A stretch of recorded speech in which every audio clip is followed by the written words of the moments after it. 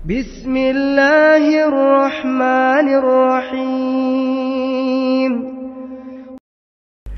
Assalamualaikum warahmatullahi wabarakatuh. Pemirsa, bertemu kembali di dalam segmen sejarah dan peradaban hanya di Irena Handono Official.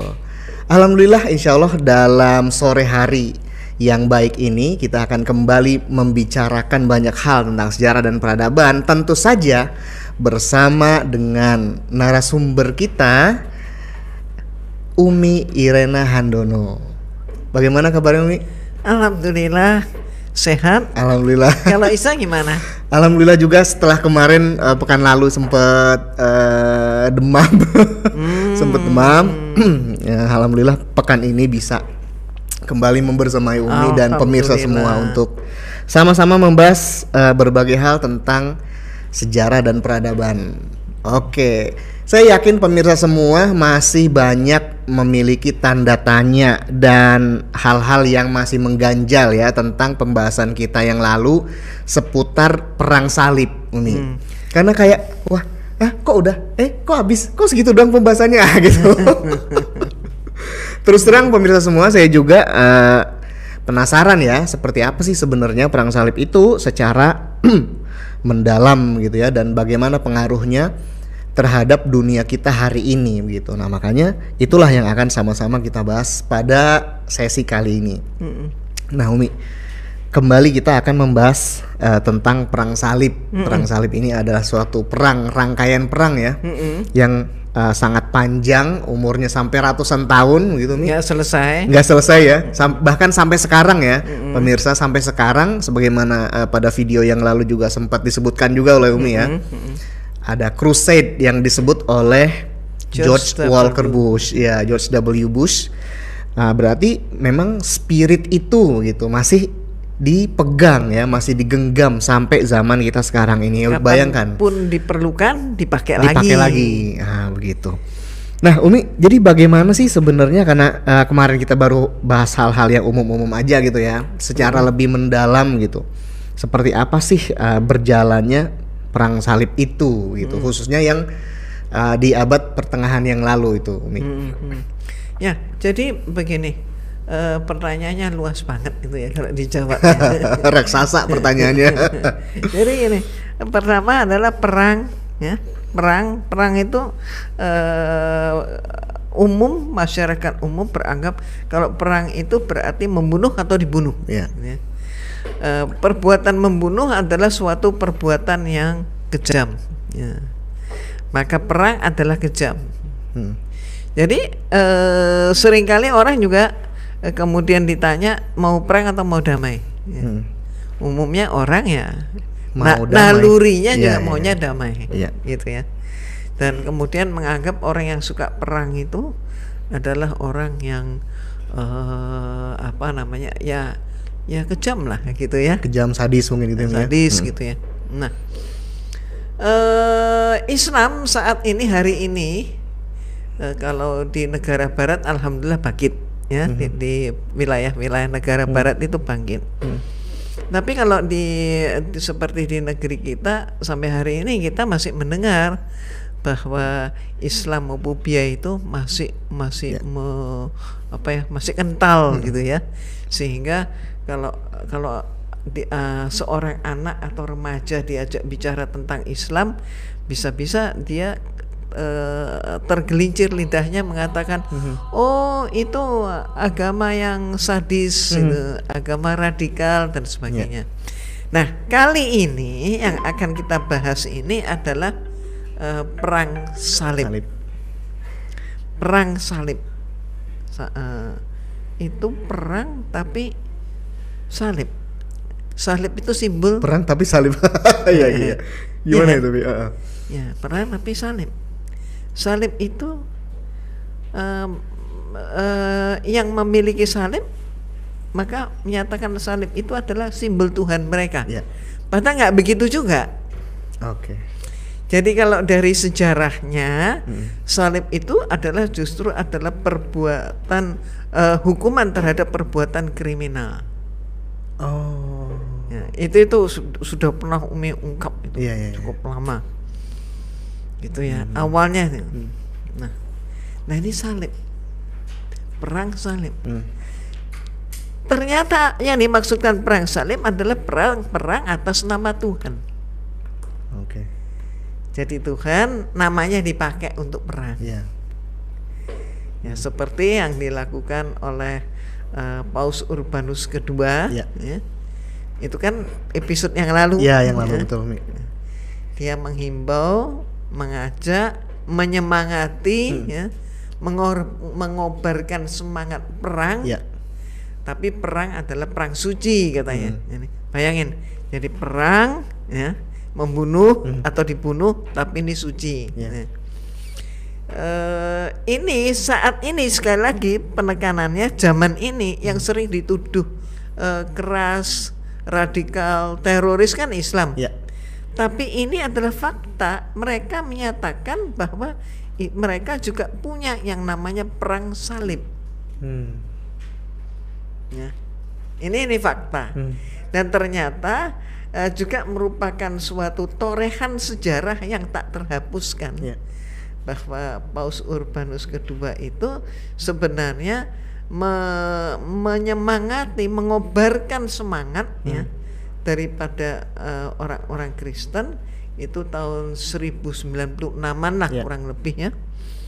Itu dengan semboyan Deus le Vult. Demikianlah kehendak Tuhan. Oh, itu artinya itu kehendak Tuhan gitu. Ayo kehendak Tuhan, ayo kita berangkat perang, kehendak Tuhan. Ini jadi perintah Tuhan gitulah ya. Perintah Tuhan, ayo kita perang. Dan memang kalau kita melihat ke dalam, ya ketahuan bahwa kebanyakan mereka yang berangkat perang ini adalah orang-orang yang nganggur. Orang-orang yang frustasi gitu ya. Dan mereka-mereka yang ya pokoknya asal ada yang nebus dosanya gitu ya. Kalau mati itu dapat surga gitu. Itu yang seringkali dituduhkan dalam Islam, ternyata itu di mereka. Ya. Selama ini kan Islam selalu disudutkan bahwa Islam itu syarat dengan kekerasan, ya kan? Syarat dengan pokoknya Islam itu memiliki sesuatu yang melegalkan tindakan kekerasan. Gitu. Anggapannya kan begitu. Iya, anggapannya begitu. Tuduhannya begitu. Ya. Nah, ternyata itu mereka. Iya. Gitu. Dan di dalam sejarah perang salib dimanapun dikobarkan, ternyata memang tidak lepas daripada sebenarnya adalah pencaplokan wilayah ya. Terus pengambil alihan sumber daya alam. Ini banyak sekali seperti itu, dan tidak juga ada keraguan untuk menipu. Berarti unsur pertama mungkin bisa kita sebut penjajahan, mungkin begitu. Betul. Kalau saya sebut penjajahan gimana, Mi? Boleh. Begitu ya, bisa. Boleh. Berarti benar begitu. Boleh. Ya. Oke. Sehingga, dan kemudian penipuan gitu ya. Sehingga karenanya mereka ini, di antara mereka terutama yang berpaham liberal ya, sekuler liberal, bilang aja Islam dulu itu kan juga menjajah. Gitu. Bilang aja Islam dulu itu juga melakukan rampasan perang. Nah, mereka basic tidak mendalam pemahaman itu, ya. Sehingga bagi mereka itu mustahil bahwa ada suatu wilayah yang menyerahkan dirinya dengan sukarela minta dipimpin oleh Islam, oleh bangsa atau suatu kaum yang dianggap Islam yang mereka perangi, minta dipimpin ke sana. Karena apa? Karena mereka nggak kuat, nggak betah gitu ya. Udah nggak nyaman lah dipimpin oleh bangsawan dari bangsanya sendiri yang dengan kekejaman. Gitu. Nah, ini yang bagus banget untuk kita dalami. Dan ini bahkan cara-cara yang dipakai di dalam meluaskan meluaskan kekuasaan dalam menghadapi Islam, itu bahkan mereka juga sampai-sampai melakukan cara pernikahan. Jadi kerajaan A, putrinya dinikahkan dengan kerajaan B yang putranya adalah sama-sama Kristennya, kawin. Ini terjadi misalnya di Andalusia. Pernikahan politik seperti itu ya, pernikahan politik itu pada saat Ferdinand menikahi Isabella. Ya. Maka mereka berarti dua kerajaan melebur jadi satu, bergabung ya, bergabung untuk mengalahkan Islam. Berarti di Andalusia juga perang salib terjadi ya, Umi ya? Bukan terjadi hanya juga di kawasan Timur Tengah ya, bukan cuma di situ ya? Enggak cuma di situ. Selama ini ya mungkin kita hanya mengetahui perang salib itu kan ketika Palestina diambil alih gitu ya oleh orang pasukan salib bangsa France misalnya. Tapi di Andalusia terjadi juga, Om ya? Terjadi juga. Jadi perang salib ini bisa diletupkan dari berbagai wilayah. Oke. Jadi kemudian makanya perang salib itu tidak akan selesai. Selesai itu ya berarti ya libur. Ya. Habis itu diperlukan lagi gimana? Pakai lagi. Mungkin sesuai dengan kepentingan yang membutuhkannya mungkin gitu. Ya. Jadi kalau zaman dulu kan ada istilah untuk periode yang lalu, glory and gospel. Tapi perang salib masa kini gimana? Fun, food, fashion. Bermetamorfosis ya. Ya. Seperti itu. Oke. Berarti saya ada satu kalimat Umi tadi yang saya coba garis bawahi. Perang salib tidak akan pernah selesai, pemirsa ya. Nah itu menarik sebenarnya, Umi ya. Yang ngomong kan George W. Bush. Itu bagaimana, Umi? Perang salib tidak akan pernah selesai. Berarti mungkin setelah ratusan tahun yang lalu ya, perang salib itu dengan pasang surutnya, ternyata sampai sekarang juga mungkin spiritnya masih digunakan ya. Iya, buktinya begitu. Ya. Jadi kalau dulu seperti yang Umi sebut ya, tapi sekarang kan sudah berubah. Fun, food, fashion. Dan nyata kan sekarang itu dipakai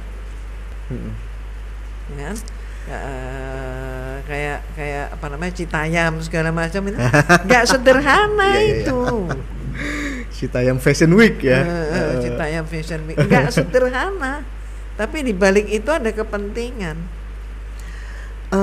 Ini menarik, Umi. Secara nyata mungkin gitu, Umi ya. Secara nyata, secara konkret, siapa sebenarnya begitu yang bermain di belakang fenomena-fenomena seperti Citayam Fashion Week kemarin, Umi ya?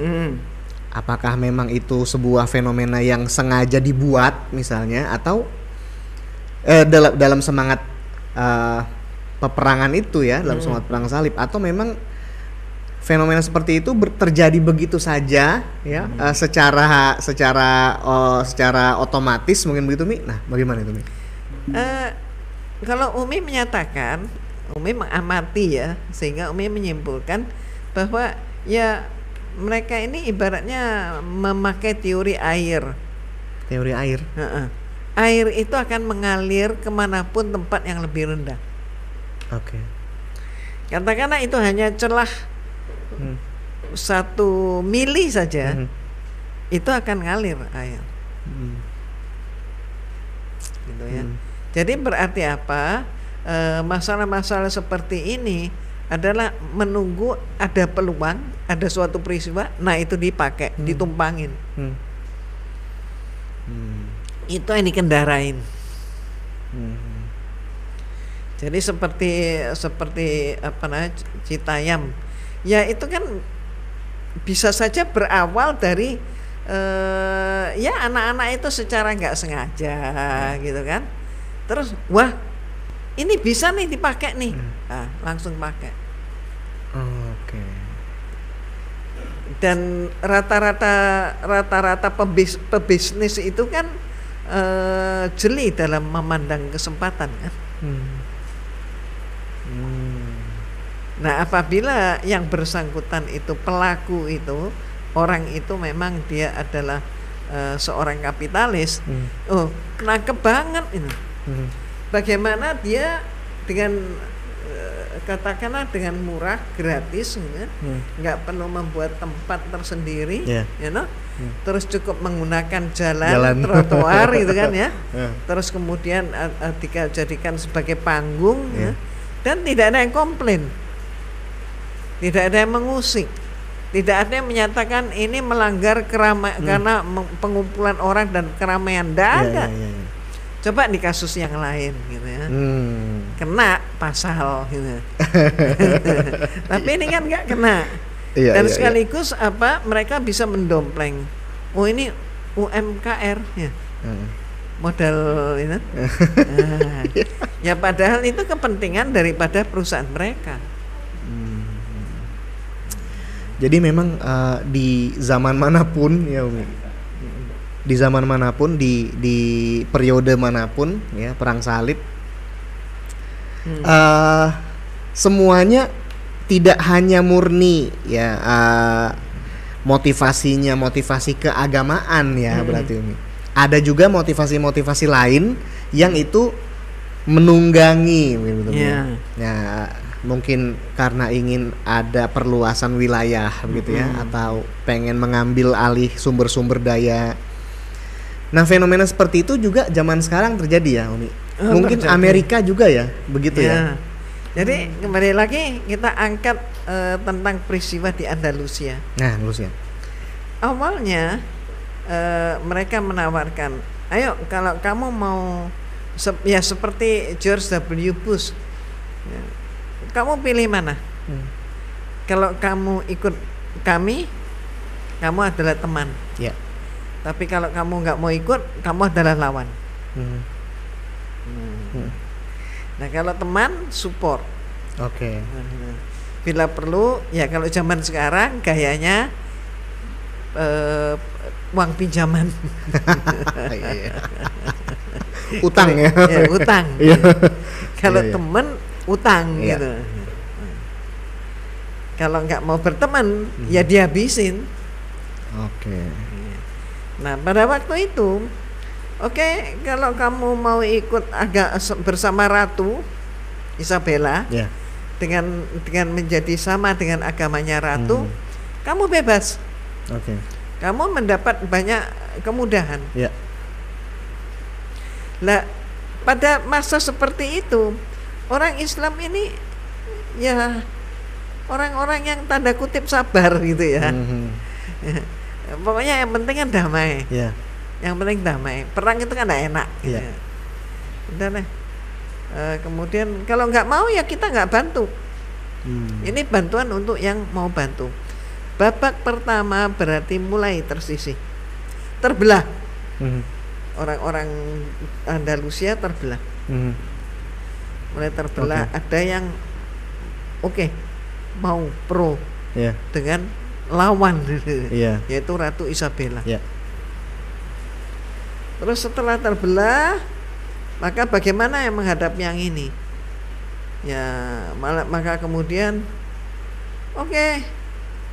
kami tidak mau mengusik, tapi kamu harus keluar dari wilayah ini. Ini mau dibangun atau dan sebagainya. Kamu silakan cari tempat tinggal yang lain. Berikutnya, kita memberi kamu waktu. Sampai jangka waktu sekian, maka kamu harus keluar. Kalau tidak, kita akan areal ini mau dibersihkan dengan cara dibakar. Terus kemudian, mereka kemudian dikatakan, ada pasukan yang menyatakan, Ratu memberikan kesempatan dan hadiah. Muslim boleh keluar, tidak perlu sembunyi di hutan-hutan. Boleh keluar, bawa semua barang, bawa seluruh keluarga. Itu lihat kita Ratu sudah siapkan satu kapal atau bahkan beberapa, ada yang bilang beberapa kapal untuk Muslim mau kemana silakan pakai. Dianterin gitu ya Om ya? Dianterin, dikasih kendaraan. Iya dikasih. Kendaraannya nggak usah balik, kasih. Ya dalam hal ini ada orang Islam yang kemudian ingin ingin membuktikan karena dia ada kecurigaan, bener nggak? Tapi ada yang udah capek bersembunyi, dia bilang ya udah, ayo berangkat gitu. Terus yang lain antar dulu, kalau kita sudah keluar nanti ya, nah kalau ternyata nggak ada kita balik ke sini katanya mereka. Tapi apa yang terjadi? Ketika mereka keluar dari rumahnya, rumah itu dibakar. Caranya begitu ya. Ya. Jadi mau nggak mau, ini dari bukit-bukit ya, turun ke dermaga. Dan kemudian mereka terhibur. Iya, di dermaga ada kapal sandar. Terus di antara mereka ada yang lari dan bertanya, ini kapal untuk siapa? Mereka yang di kapal jawab, ini untuk Muslim Andalusia. Ini hadiah ratu, mau dipakai silakan, mau kemana, kami siap mengantarkan. Langsunglah mereka ini naik. Benar ratu baik hati, kita diberi kapal, jadi kita silakan pindah. Nah, jadi awalnya dia terusir, tapi terusir itu menjadi berubah menjadi pindah. Yang melakukan perubahan ini ya orang Muslim sendiri. Dia tidak merasa diusir, tapi dia mengganti istilah diusir dengan kata dipindah. Terus habis itu keluar nih orang-orang ke dermaga, turun semua, penuh itu dermaga. Begitu kemudian mereka sudah nunggu di dermaga, kapan ini kok nggak diperintahkan masuk ya? Nggak berangkat. Maka ada di antara mereka itu mendekat, naik ke geladak kapal gitu ya. Terus kemudian, nah disitulah mereka kemudian dihalau, disuruh keluar, dipukul, bahkan ada yang pakai pedang. Allahu Akbar. Setelah itu kapal kelihatan terbakar dari dalam. Lah kaget kan mereka. Ini kan kapal untuk mereka, kapal untuk Muslim Andalusia. Ini kok terbakar dari dalam? Maka spontan umat Islam di dermaga itu, terutama laki-lakinya ya, langsung naik kapal, dihalangi, nggak boleh. Loh, mereka heran aja. Kenapa kok mau memadamkan api, bantu kok nggak boleh? Ternyata nggak main-main gitu loh. Nggak main-main, mereka naik itu betul-betul diperangi sampai mati. Dan kemudian kapal pun kan terbakarnya semakin jadi dong apinya. Ya habis kapal itu. Ya, kapal-kapal itu dibakar, sengaja dibakar. Maka Muslim ini terjebak di situ. Bayangin, pengosongan wilayah bukit yang sangat sederhana. Dengan tipuan seperti itu, ya toh, penduduk di bukit itu, orang-orang di bukit turun semua. Setelah mereka di bawah, maka mereka dibakar, perangi, bakar ya, ditipu kapalnya. Nah, caranya begitu. Mereka nggak ada yang mati. Yang mati kan Muslim. Nah, setelah dalam keadaan seperti itu, udah kacau balau, yang orang-orang Islam pun tidak siap untuk berperang, tidak ada yang bawa senjata. Maka kemudian dari bukit terdengar serentak derap sepatu kuda. Pasukan. Terus kemudian udah muncul di atas bukit, terus kemudian berhenti nunggu komando. Ternyata apa? Mereka adalah pasukan pemanah pakai api. Allahu Akbar, pakai api lagi ya. Dipanahnya dipanah gimana? Dari atas ya, ke bawah. Oh. Bukan begini, begini. Itu posisi memanah dari atas ke bawah itu enak itu nih. Itu sasaran empuk sekali tuh yang di bawah itu. Aduh, Masya Allah. Itu ternyata. Iya. Habis, Muslim habis. Dan kemudian sambil manain Muslim apa? Mereka berteriak, April Mop.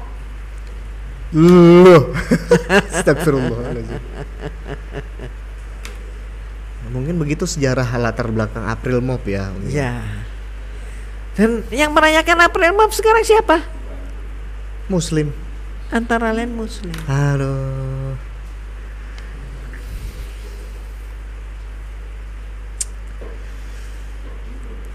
Pemirsa, ini terus terang ya, saya dengar cerita Umi tentang sejarah April Mop, yang mana itu juga bagian dari sejarah perang salib ya. Iya. Itu saya ngilu sebenarnya. Ngilu dan miris, sedih iya juga, karena kok malang amat nasib kaum muslimin seperti itu pemirsa. Karena bisa ditipu sedemikian rupa, dan itu adalah juga bagian dari sejarah perang salib. Nah, karenanya itu pemirsa semua, insya Allah dalam video berikutnya akan kita ungkap lagi banyak sekali makna dari perang salib yang sangat legendaris dan bersejarah itu, supaya bisa kita ambil pelajaran dan hikmah dari baliknya. Demikian sesi kita kali ini. Terima kasih banyak Umi. Mudah-mudahan sesi berikutnya masih akan membahas tentang perang salib, karena memang saya dengar perang salib itu kaum muslimin itu kok kayak nggak berbuat apa-apa gitu. Nah, ya ini ceritanya. Nah itu, tahan dulu Mi. Ya, insya Allah dalam video berikutnya akan lebih mantap lagi seperti apa kita akan mengungkap hikmah-hikmah dari perang salib tersebut. Tentunya pemirsa juga penasaran. Oke, pemirsa semua, mudah-mudahan ada hikmah yang bisa kita petik. Bila taufik wal hidayah. Wassalamualaikum warahmatullahi wabarakatuh. Waalaikumsalam warahmatullahi wabarakatuh. Ya. Udah dikasih tanda dari tadi.